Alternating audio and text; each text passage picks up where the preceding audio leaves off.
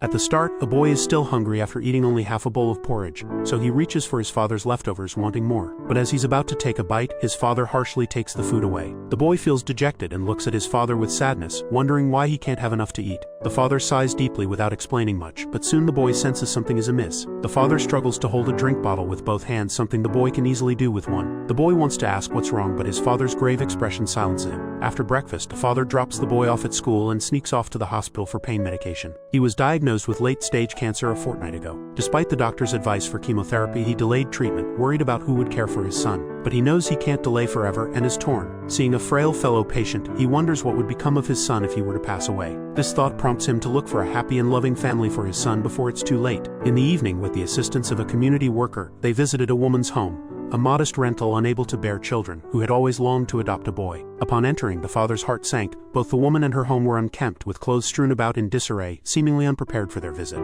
To the father's surprise, his son was quite happy playing with the woman, showing a joy he hadn't seen in a while. Despite this, the father had already dismissed the possibility of leaving his son with her, reasoning that if she couldn't take care of herself, how could she properly care for a child? Dissatisfied with this first family, they moved on to the next potential home early. The next visit was to a mansion, a luxurious villa with a neatly manicured lawn, which the father took as a sign of wealth and stability. The idea that his son could live in such a home and have access to elite education, future opportunities abroad, and even predetermined romantic connections was comforting. However, after hearing the homeowner's plans, the father became contemplative. Every father desires a life of abundance for their son, but the couple's strong desire for control troubled him. He couldn't bear the thought of his son living a life dictated by others, trapped under their influence. Returning home, the father realizes finding a new home for his son is more challenging than anticipated. Exhausted, he falls asleep on the sofa. Unaware of his father's terminal illness and plans, the boy tries to cover him with a small blanket, struggling to keep him warm, reflecting his care and innocence amidst the father's profound concerns. All the tossing and turning woke the father up. Seeing his son silently taking care of him, his heart swelled with mixed feelings of gratitude and sorrow.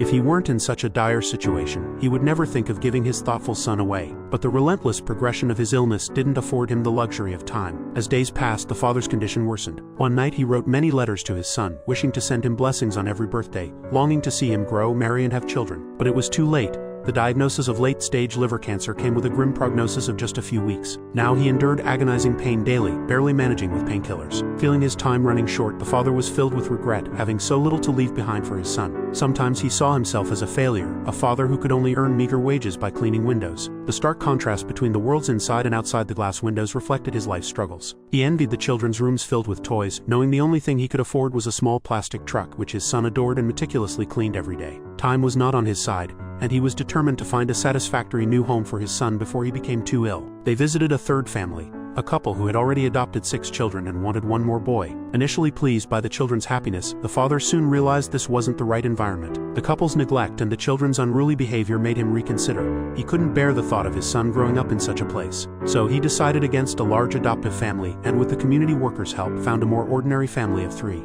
The woman of the house expressed her desire for a son to accompany her daughter, as she couldn't bear more children. The father was initially pleased, but his hope faded when the woman mentioned undergoing IVF to have her biological child, which might affect her commitment to an adopted son. Feeling uncertain about this family's reliability, the father remained silent, contemplating his options. On their way back, the boy, who had been quiet, suddenly asked his father a poignant question. What's a dog, Daddy? Stunned, the father struggled to respond. He wished he could explain the harsh reality of his impending death and adoption, meaning sending him away, but the words wouldn't come. The boy, innocent yet not naive, sensed his father's hesitation and changed the subject to spare his feelings. I don't want to adopt. After this conversation, the father sought the community workers' help again, hoping to explore more options. However, he was told that all suitable families had been considered, leaving them with no further choices. The community worker had realized long ago that this father, faced with an unimaginable choice, was never truly prepared to let his son go. No matter how many families they visited, he would always find a flaw because he couldn't bear the thought of anyone else caring for his son. Yet he had to confront the harsh reality.